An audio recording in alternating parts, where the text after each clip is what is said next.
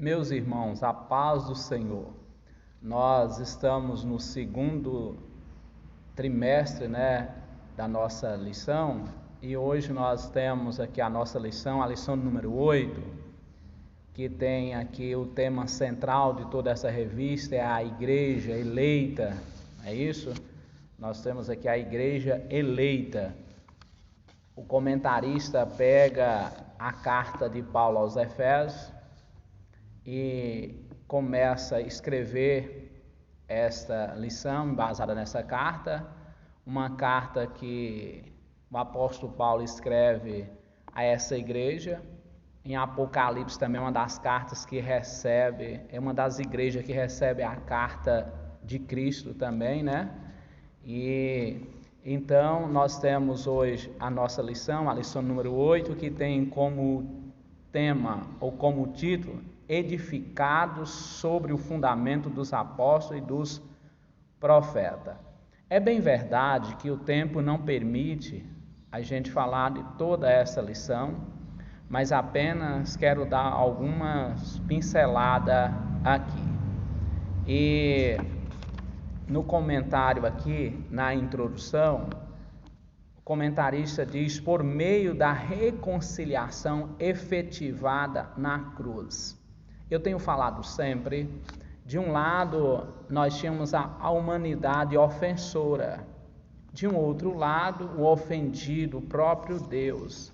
Entre a humanidade e o próprio Deus havia um grande abismo, porque o pecado faz separação, de acordo com Isaías 59, faz separação do povo a Deus. Então há uma grande separação. Mas Cristo agora vem e morre, fazendo através da sua morte, através da cruz de Cristo, que foi efetivada esta reconciliação da humanidade perdida com Deus. Então a introdução diz: por meio da reconciliação efetivada na cruz, Cristo formou a igreja. O apóstolo Paulo, a comparar um edifício em construção, a pedra angular dessa edificação é Cristo, e o fundamento é a doutrina dos apóstolos e o testemunho dos profetas. Assim há o propósito divino de que sejamos o templo santo do Senhor, a morada do Altíssimo. Nessa lição estudaremos a cada um desses aspectos. É verdade que não tem condição de falar de todos eles, mas eu quero apenas dar uma pincelada. O primeiro tópico aqui diz um edifício espiritual. Nós encontramos lá no Salmo 118, verso 22, dizendo que a pedra que os construtores rejeitaram, a pedra que a nação judaica rejeitou, ela veio ser a pedra angular, a pedra principal, a pedra de esquina, que é Cristo.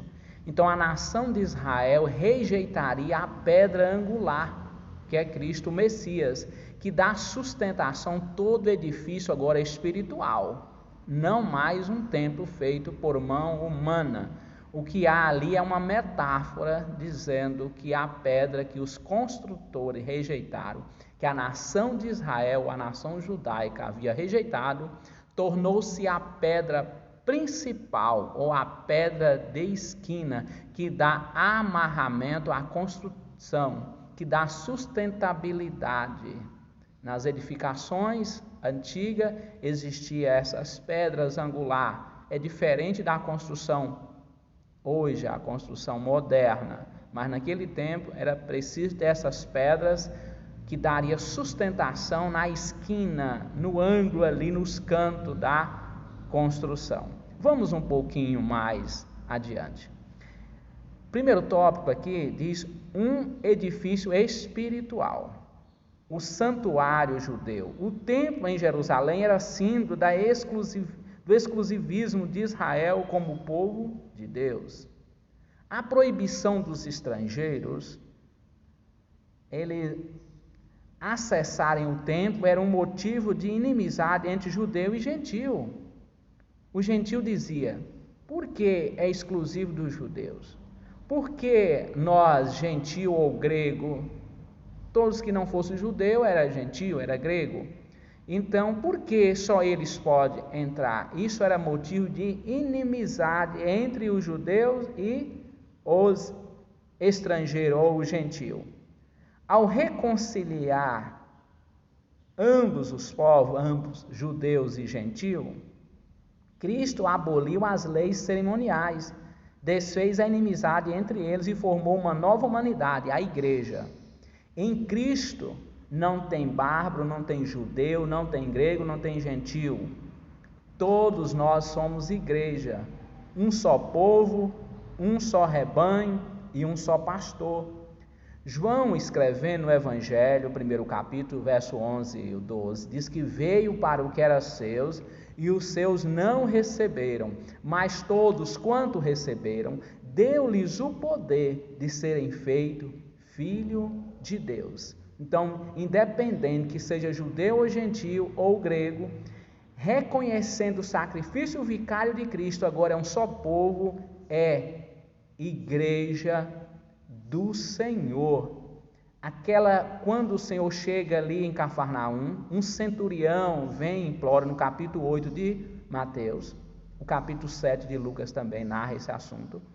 Ele implora pedindo que o Senhor curasse o seu criado.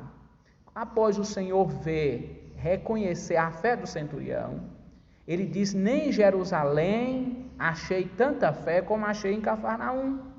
Por isso eu vos digo que muito assentar-se-ão à mesa com Abraão, com Isaque e com Jacó, enquanto os filhos do reino ficariam de fora. Enquanto o gentio aceitava a fé, o judeu rejeitaria e ficaria assim de fora.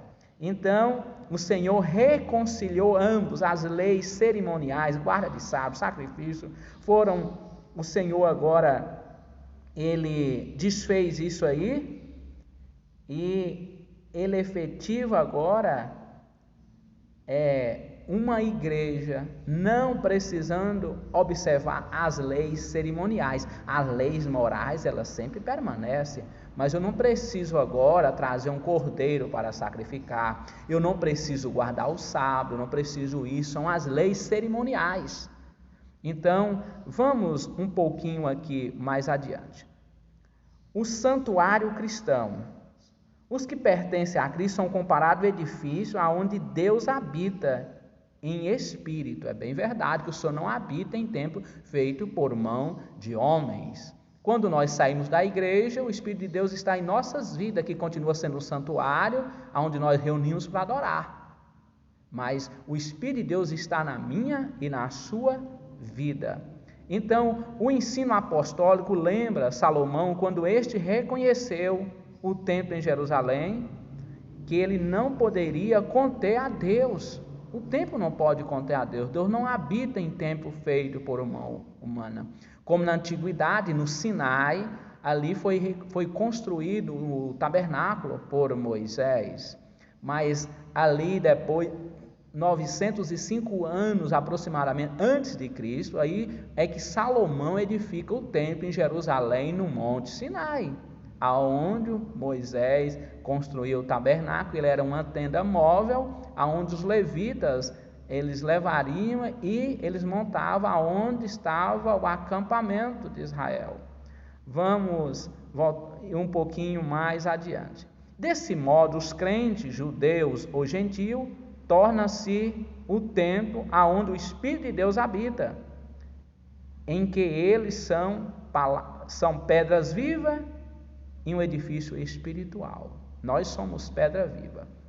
De acordo com Mateus, capítulo de número 16, verso 18, o Senhor chega para Pedro e diz: tu és Pedro, tu és Petro, em grego, pequenos fragmentos de pedra, e sobre esta pedra, sobre Cristo, sobre Ele mesmo, edificaria a sua igreja.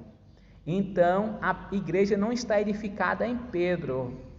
Pequenos fragmentos de pedra é derivado de pedra, de rocha, não rocha derivada de pequenos fragmentos. Como o cristão, Cristo não é derivado do cristão, mas o cristão é derivado de Cristo, porque é seguidor de Cristo, é o seu discípulo. Então, voltando aqui, nós somos pedras vivas e somos edificados em quem? Em Cristo. Então, o próprio Pedro, ele reconhece isso quando ele diz ele, e a pedra que foi rejeitada por vós, ele falando para os anciãos, Atos capítulo 4, que foi rejeitada por vós, os edificadores, a nação de Israel, a qual foi posta cabeça de esquina, Atos 4:11, a pedra que vocês, israelitas, rejeitaram, veio ser uma pedra principal, a pedra de esquina. Paulo também diz que Cristo é a pedra, 1 Coríntios 10:4, Cristo, ele é a pedra. E Paulo ainda vai além, ele diz, olha, que ninguém pode pôr outro fundamento além do qual está posto, que é o qual é Cristo, 1 Coríntios, capítulo número 3, verso 11, ninguém pode colocar um outro fundamento, além de Cristo. Cristo, ele é o centro da igreja, Cristo é cristocêntrico, ele está no centro, não existe evangelho desassociado da cruz, não existe evangelho sem Cristo, porque Cristo, ele é a pedra fundamental, ele é a pedra angular, aonde dá sustentação a esse edifício, que somos nós hoje como casa espiritual, como santuário de Deus. Hoje sim, somos templo do Espírito Santo, somos selados, de acordo com Paulo escreve aos Efésios, nós temos o selo, somos selados, a garantia, um penhor. O que o Senhor empenhorou? O penhor tem que ser algo do mesmo valor, de valor maior. Então o Senhor empenhorou o Espírito Santo na minha vida, a garantia que Ele voltará e me levará, isto é, se nós permanecermos fiéis. Vamos um pouquinho aqui mais adiante. Aqui no segundo tópico, diz o seguinte: o fundamento apostólico e profético. Vamos ver que profetas. Vamos ver o conceito aqui. A doutrina dos apóstolos. Atos capítulo 2, verso 42. Perseveraram na doutrina dos apóstolos. Pastor, mas não é doutrina de homem? Por que doutrina dos apóstolos? Aquilo que eles receberam, eles mantiveram e passaram para a igreja. Vamos imaginar em 1 Coríntios capítulo 11, verso 23, Paulo diz, porque eu recebi do Senhor, o que também vos ensinei, que o Senhor Jesus, na noite em que foi traído, tomou o pão e tendo dado graça, partiu e disse, tomai e comei, isso é o meu corpo, que é partido por vós, fazer isto em memória de mim. Paulo estava ensinando a igreja daquela forma, a igreja estava fazendo errado, e Paulo dizendo, eu já ensinei para vocês, porque eu já havia recebido do Senhor. E aqui eles perseveraram na doutrina dos apóstolos, de quem nenhuma profecia, ela vem de vontade humana, mas Deus inspirou homens santos, não foi qualquer um. Alguém diz um comedor de feijão, é bom lembrar que esse comedor de feijão não era um homem comum, era um servo obediente a Deus, e Deus o revelava a sua vontade, e eles escreveriam de acordo com o Espírito Santo revelava, de acordo com 1 Timóteo 3,16, nenhuma profecia vem de vontade humana, mas homem santo, inspirado por Deus, o escreveu. Por isso que Atos capítulo número 2, verso 42, diz que eles perseveraram na doutrina dos apóstolos. Vamos aqui então, a doutrina dos apóstolos. Embora não se possa desassociar das pessoas o ofício que ocupava, o que constitui o fundamento da igreja não são os apóstolos em si. Não são os apóstolos em si. Se a igreja fosse firmada em homem, ela já tinha sido dissolvida. Ela não existia mais. O homem, ele é pó. O homem, ele é falível. O homem, não existia mais igreja. Todos os movimentos que da época que foram baseados em homens pereceram. O conselho de Gamaliel Ele disse, gente, levantou um tal de Teudas aí, alguns seguidores o seguiam, Teudas morreu e os seus seguidores deram em nada. Levantou aí um Judas, o Galileu, da mesma forma, uns 400 seguidores, mas ele morreu e os seus seguidores desapareceram. Gente, vamos deixar esses discípulos aí, esses seguidores de Cristo, continuar essa obra, porque se isso for de Deus, vai permanecer, mas se não for, acontece como aconteceu com os demais que eu já citei, e até porque não quero me achar lutando contra Deus. Gamaliel foi muito sábio, o conselho de Gamaliel, o qual Paulo foi criado aos pés de Gamaliel daquela época. Então, a igreja não está firmada em homens, não estão firmada em si, nos discípulos, mas a doutrina que eles ensinavam, ou seja, as escrituras que eu já citei, Atos capítulo número 4, capítulo número 2, verso 42, já citei 1 Timóteo, capítulo de número, 2 Timóteo, desculpa, capítulo número 3, verso 16. Então, os apóstolos receberam a doutrina diretamente de Cristo. Está aqui, Paulo escreve aos Romanos capítulo 6, verso 17, recebeste a forma de doutrina, e tem outras referências que o tempo não permite que eu possa estar lendo aqui para vocês, mas vocês podem acompanhar a lição de número 8, os fundamentos, aonde está firmado na doutrina dos apóstolos e no testemunho dos profetas. Os profetas testemunharam, como eu já citei, por exemplo, Salmo 118, só recapitulando, verso de número 22, que a pedra que os construtores rejeitaram, que a nação judaica rejeitou, essa veio ser a pedra de esquina, que agora formando um edifício espiritual. Um pouquinho aqui mais adiante, aonde diz o seguinte: assim como não se pode mexer na pedra angular depois de colocada o alicerce, igualmente o fundamento da igreja não pode ser violado. Acerca disso o Senhor Jesus asseverou: as minhas palavras não hão de passar. Vamos imaginar uma construção moderna hoje, onde você vai usar ferros, onde você vai usar cimento, onde você vai usar areia, usar brita, tudo aquilo que venha dar a sustentação, o material que você precisa para fazer uma base de uma estrutura, de uma construção.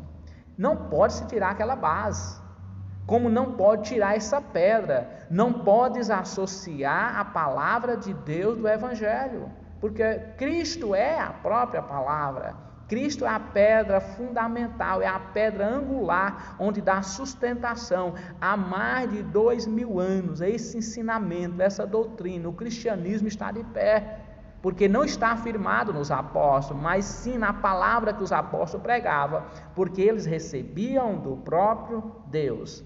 Vamos então agora falar o testemunho dos profetas. Os profetas profetizaram a respeito do Cristo. E os profetas do Novo Neotestamentário, do Novo Testamento, também falaram sobre isso. Existia profeta no Novo Testamento. Sai o profeta Ágabo da Judéia e vai até Cesareia, na casa de Filipe, o evangelista, que era um dos 7 diáconos, de acordo com Atos capítulo de número 6. E ele despontou no seu ministério e Deus o levou para uma outra dimensão. E foi um grande evangelista. Então sai o profeta Ágabo da Judéia e vai até Cesareia, na casa de Filipe, o qual tinha 4 filhas donzelas e eram profetisas. E naquele dia Deus não usou elas em profecia, mas Deus trouxe o profeta Ágabo, chegando na casa de Filipe, o evangelista, e estava Paulo ali. Ele pega a cinta de Paulo e começa a amarrar Paulo, e diz: assim fará, diz o Espírito Santo, assim fará com o dono dessa cinta quando ele chegar em Jerusalém. E Paulo foi preso em Jerusalém, embora os demais companheiros na casa de Filipe tentou tirar Paulo desse foco de não ir para Jerusalém. Não vá para Jerusalém, Paulo, olha o que o Espírito Santo diz. E Paulo diz: gente, porque vocês me constrangem eu ir para Jerusalém? Se for para ser morto em Jerusalém, eu irei. Paulo foi para Jerusalém, Paulo foi preso, e Paulo foi para Roma, e Paulo ficou preso em Roma. Foi quando escreveu essa carta aos Efésios, estava preso em Roma. Vamos voltando aqui sobre os profetas, o testemunho dos profetas. Aí diz, apóstolo e profeta indica tratar-se dos profetas da igreja, e não os do Antigo Testamento, como já falei do profeta Ágabo, por exemplo. Aí, mas não do Antigo Testamento, mais adiante, Paulo assegura que a compreensão do mistério que no passado estivera oculto, de que o gentio tinha igual posição no corpo de Cristo e eram participantes da promessa, foi revelado pelo Espírito Santo ou pelo Espírito aos profetas do Novo Testamento. Foi revelado a eles que eles também seriam participantes da igreja, participantes do corpo de Cristo. Isso que é interessante, irmãos. Nós começarmos a imaginar, independente de cor, independente de raça, independente de ideologia, independente de cultura, independente de nacionalidade, mas quando nós aceitamos a fé em Cristo, aí a nossa vida muda. Aí nós agora somos servos de Deus, somos um edifício espiritual construído em Cristo, não no homem, mas com base nos ensinamentos que nós temos recebido. Te recebeu de quem o ensinamento? Você foi discipulado por quem? Pelo fulano, pelo cicrano, mas ele usou o quê? A palavra de Deus. Ele não usou as suas filosofias, ele não usou as suas ideologias, ele ensinou a palavra de Deus, que é o suficiente. Não precisa de algo mais. O que precisa é você manter-se fiel. Isso é que precisa, você manter, não basta só receber o alimento. É preciso que você se mantenha fiel à palavra do Senhor. Como eu havia falado que era uma pincelada aqui na lição, nós vamos para o terceiro tópico aqui, que é edificado para a morada de Deus. Se nós não temos o Espírito de Deus, não somos morada de Deus. Se nós não temos o Espírito, nós também não somos de Deus. É isso que João escreve. Então, edificado para a morada de Deus, edifício bem ajustado. O crente tem que ter uma vida ajustada, irmão, equilibrada. Tem que ter seus ajustes. Precisa se ajustar a cada dia. Não ajustei hoje, agora pronto, está ajustado. Não. Nós temos que ajustar a nossa vida a cada dia.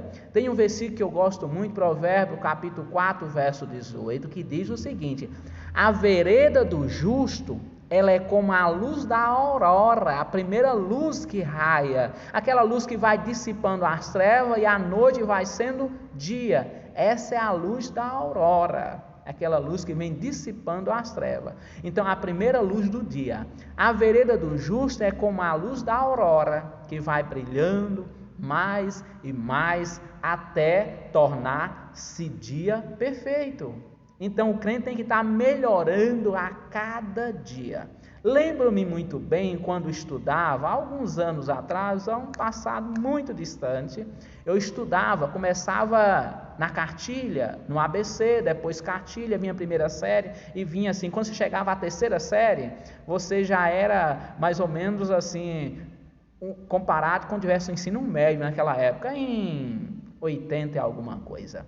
Então tinha uma lição na cartilha, que até hoje ficou gravada na minha memória, diz o seguinte: querida mamãe, já sei ler, sei escrever, sei coisa de admirar, aprendi com a minha professora, ela me ensina a estudar e eu aprendo. Hoje eu sei mais do que ontem, amanhã vou saber mais do que hoje, e cada dia eu aprendo coisas novas, já posso até brincar de escolinha. Se eu aprendi coisas novas, já podia dar aula também, brincar de professor. Então eu trago para a minha vida, irmão, hoje eu sei mais do que ontem. Hoje eu sei muito mais do que ontem. Amanhã eu vou saber mais do que hoje. E cada dia eu aprendo coisas novas.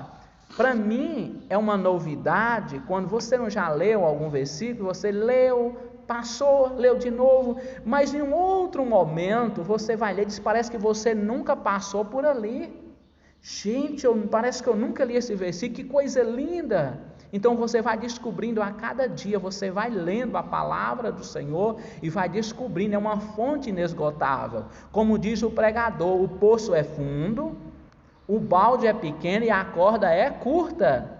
O poço é fundo, você tem dificuldade para tirar a água. A corda também é curta e o balde é pequeno. Você pega hoje, amanhã você tem necessidade de novo. Não uma vez abastecido e abastecido para sempre. Você tem que mergulhar neste oceano. O Senhor não quer que você tenha água pelo seu joelho, não. O Senhor não quer só água nos seus ombros, quer que você entre na dimensão de um conhecimento, de acordo com Ezequiel 47. Vamos então voltar aqui. Edifício bem ajustado. A expressão todo edifício bem ajustado cresce, indica um processo contínuo de desenvolvimento dos crentes. Assim como todas as partes do edifício precisa estar harmônica. Toda a parte do edifício precisa estar harmônica. Quem é construtor sabe muito bem. Tem que ter harmonia, tem que ter alinhamento, tem que ter esquadramento, tem que estar tudo nivelado, um acordo, porque senão terá um problema. Um problema no reboco, um problema no acabamento, um problema quando for colocar móveis planejados, e tudo terá um problema, porque não há harmonia na construção. A vida do crente também é assim. Não tem como você ir para o 5º andar sem passar no 4º. Você precisa ter sua formação espiritual. Isso, como é que eu vou ter uma formação espiritual? Buscando na fonte, buscando na palavra. Não vai pelo rótulo não, irmão. Pode ter um rótulo ali, tem um recipiente dizendo água Indaiá, água mineral. Mas pode ser que pegar no primeiro poço que encontraram por aí. Mas quando você vem para a fonte, aí sim, você sabe se ela é Indaiá, se ela é qual é esse tipo de água. Porque você não olhou para o rótulo. O rótulo pode confundir muito, mas quando você vem para a fonte, você vai ver que a realidade é outra. Então conheçamos e prossigamos em conhecer o Senhor. Vamos conhecer e vamos prosseguir, não vamos estagnar, para que esse edifício seja ajustado e viver de forma harmônica. A vida do crente tem que ter harmonia. Com quem? Com Cristo. Tem que ter sintonia com Cristo. Esse é um edifício bem ajustado, é um processo contínuo. Você não tem como parar. Não é como prestar um vestibular. Prestei um vestibular, estou apto agora a ir para fazer a minha faculdade.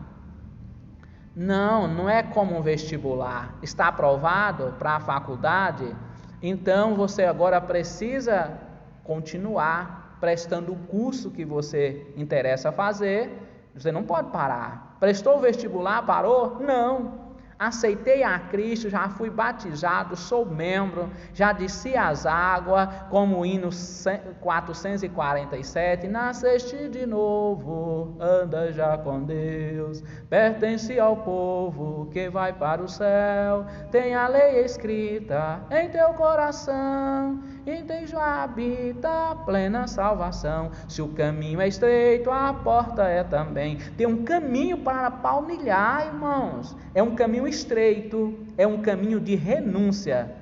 Renúncia e renúncia e renúncia. A vida do cristão é isso, é renunciar a cada dia. Não é fazer a minha vontade, é não viver de acordo com as minhas ideologias, as minhas filosofias, os meus pensamentos, as minhas ideias. Eu apenas sou a massa e a forma é a palavra de Deus. Eu é que tenho como massa submeter a essa forma. Eu é que tenho que entrar dentro dessa forma para ser moldado. Isso é ser ajustado, um edifício bem ajustado, que ele tem um desenvolvimento contínuo a cada dia. Não é simplesmente agora está excelente, ótimo, maravilha. Não é só isso. Então, Que Deus continue abençoando os nossos irmãos. O tempo não permite continuarmos, vamos parar por aqui e vamos continuar orando, lendo a nossa lição em casa, para que no domingo nós venhamos assim, mastigar essa lição e entender melhor. Nós temos uma série de lições aqui, onde a igreja eleita, redimida pelo sangue de Cristo e selada com o Espírito Santo da promessa, o selo que eu falei para os irmãos anteriormente. Nós temos o selo, que é a garantia que ele virá. O que está empenhorado na igreja é o Espírito Santo. Então é a garantia que Cristo virá buscar a sua igreja. Tenham todos um excelente domingo. Que Deus continue abençoando a vocês. Que esta palavra ela venha falar muito mais ao coração de vocês. Que vocês sintam-se o desejo, a curiosidade de mergulhar nessas lições. São lições maravilhosas. O comentarista foi muito feliz e o Espírito de Deus assim o tem confirmado a cada momento que a gente está lendo essas lições. As maravilhas, as grandezas de Deus. Deus abençoe a todos. Ficam todos na paz do Senhor. Um grande abraço do pastor Vivaldo.